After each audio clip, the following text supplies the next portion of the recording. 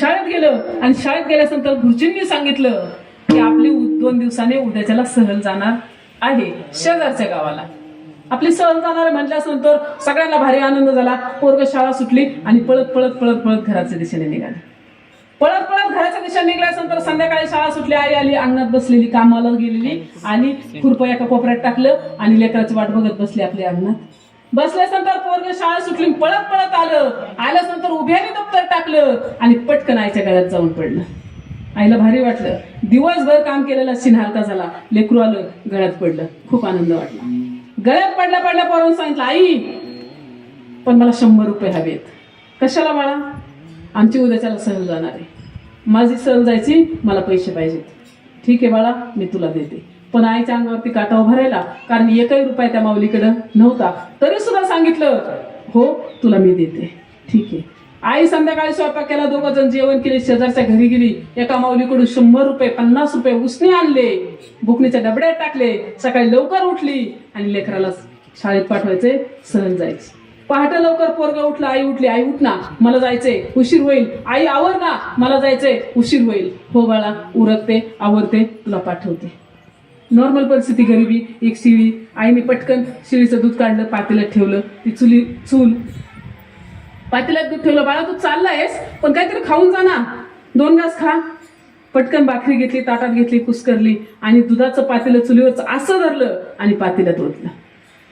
दुधाचं पातेलं असं धरलं आणि ताटात ओतलं.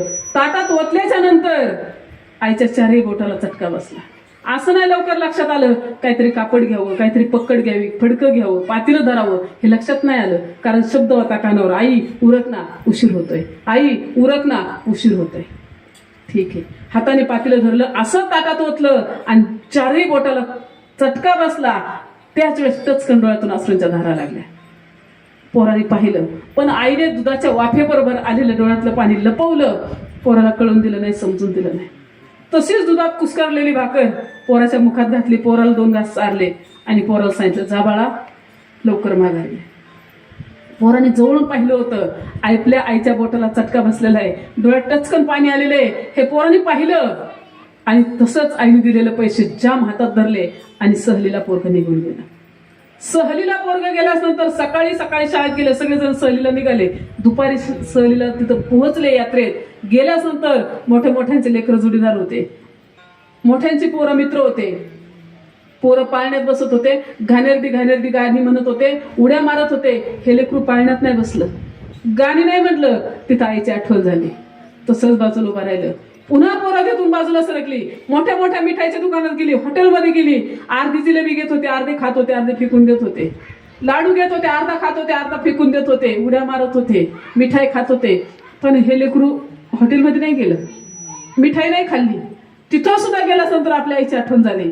खेळणे घेत होते पोरं, वाजवत होते, मोडत होते, फेकत होते. ह्या पोरांनी खेळणी नाही घेतली, दुकानात नाही गेलं, वाजवली नाही.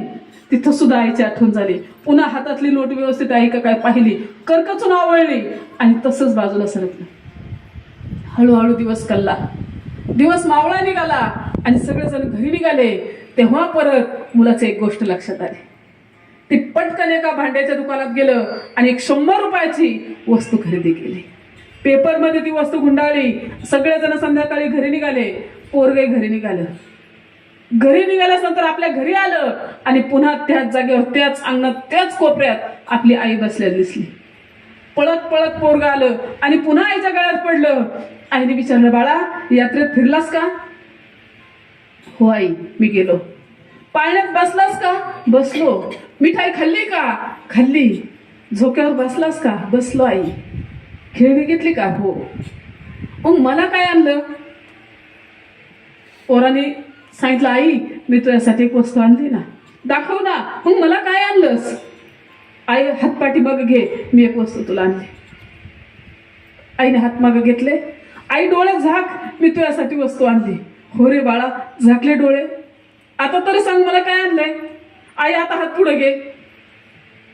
आईने हात पुढे घेतले आणि पोराने पेपरमध्ये गुंडाळलेली नकळत आणलेली वस्तू त्या आईच्या हातावरती टेकवली. आई आता डोळे उघड ना. आईने हळूच डोळे उघडले आणि त्या वस्तूकडे पाहिलं. पेपर मध्ये गुंडाळलेली ती वस्तू होती सांडशी, ती वस्तू होती पकड, ती वस्तू होती चिमटा. हे जेव्हा त्या आईने पाहिलं, आईच्या दोन्ही डोळ्यातून खळखळ अश्रूच्या धारा लागल्या. पोराला जवळ घेतलं, मिठी मारली, कवटाळलं आणि खळखळून त्या आईने डोळ्यातून अश्रू धारले. मला सांगायचं तात्पर्य एवढंच की आज आपण लाखो रुपये कमवलेत. साध्या सायकलवरचा माणूस एसी गाडीत गेलाय, साध्या कपड्यातला माणूस स्टारच्या कपड्यात गेलाय, साध्या घरातला माणूस बिल्डिंग मध्ये गेलाय. पण ती आपुलकी, ते प्रेम आणि ती माणुसकी राहिली का? कधीच नाही, कधीच.